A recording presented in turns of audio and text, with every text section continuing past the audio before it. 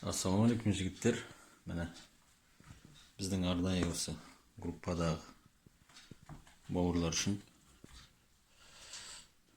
бұны негізі басқаша жасайды кішкене материалды.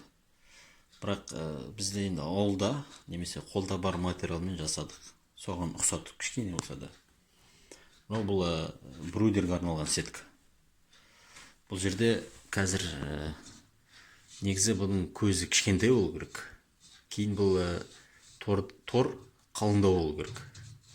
Соны есеп бұл қазір 25-25, негізі 12-12 немесе 12-25 деген сияқты бір кішкентай, көзі кішкентай болу керек. Тор көздің көзі кішкентай болу керек. Бұл жерде бірақ тақырып ол туралы емес, міне. Бұны нағыл деп айтады, угольник деп айтады ма, бұның пластмасс түрі бар, және бір темір түрі бар. Бұл енді жұқалау кішкене.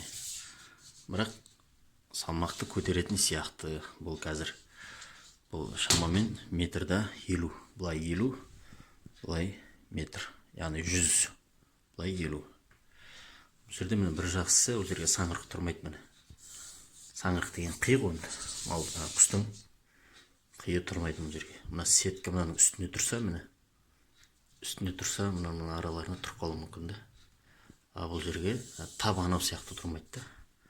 Егер мынандай сеткі болса, мұның әрбір жеріне, әрбір ағаш болсын, темір болсын, әрбір жеріне саңырық тұрып қалады. Бұл жерде сосын тазалау қиын, алу қиын, шешу керек. Сондықтан мынаны екі қабат қылып жасадық. Көрсетейін. Тау осындай профильдің екіншісін астына салдық та, міне. Көрініп тұр ма? Міне. Кішкене асығыста болды бұл енді. Бұрыштарын әдемілеп жасап отырады. Көруім керек болды да, осыдан қалай шығатын. Сондықтан жеңілдеп шапшаңырақ жасап тастағанмын. Түсінген шығарсыздар да? Мынау асты, мынау үсті. Бұл жерде екеуі тұр. Сеткі ортасына қысылып қалды. Көрді?